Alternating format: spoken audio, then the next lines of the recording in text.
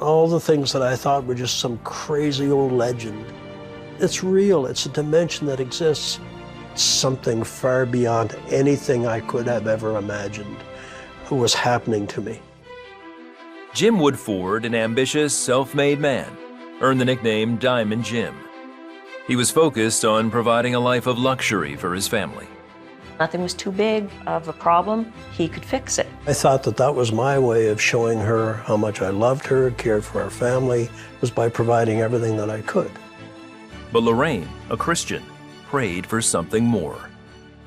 God, please change his heart. Bring him to know Jesus Christ and just make a change in him and deal with this materialistic way. Over the years, the money and materialism had started to consume Jim as he pulled away from his family. I'd wake up in the middle of the night and I would say to myself, is this all there is? At 61 years old, Jim was diagnosed with Guillain-Barré syndrome, a rare incurable disease resulting in chronic pain.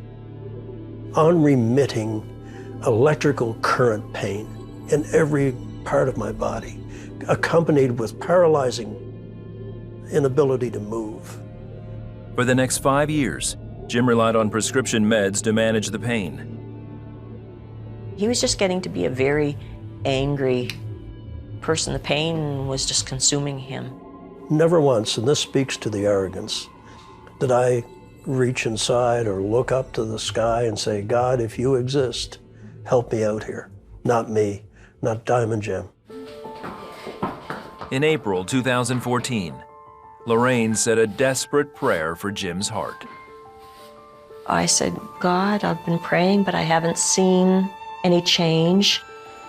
Maybe you just have to break him to remake him. But be careful what you pray for. Later that month, after taking more than 4 times his dosage, Jim went to inspect a field he was planning to sell. He says while sitting in his truck, he felt a growing, burning sensation in his legs. And suddenly I realized I couldn't breathe. And it was as though the cab of the truck was filling with water. As I'm about to draw my last breath, from somewhere inside of me that I didn't even know existed, I cried out, God, forgive me. Forgive me. When Jim didn't come home, Lorraine called the police. He was found in his truck unresponsive and was rushed to the hospital. Lorraine rallied friends and family to pray.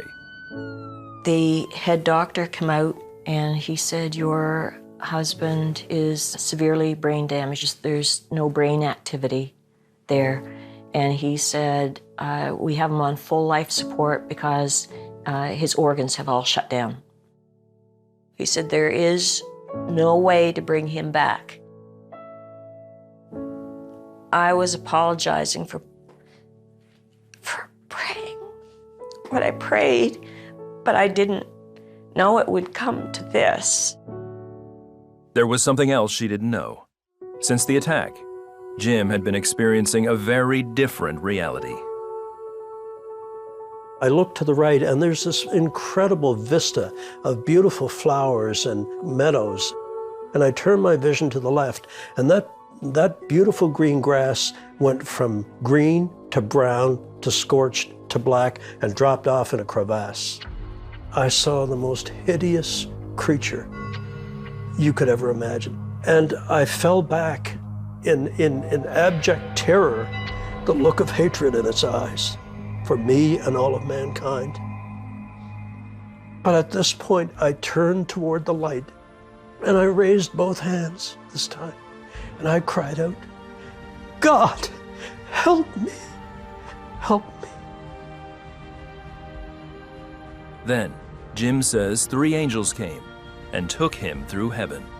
And I realized I was looking at none other than Jesus Christ, the Son of God.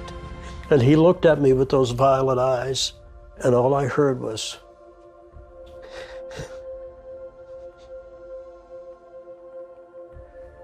James, what did you do with the life my master gave you?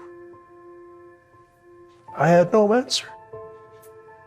But as I looked into his eyes and he smiled at me, he smiled at me, he knew me.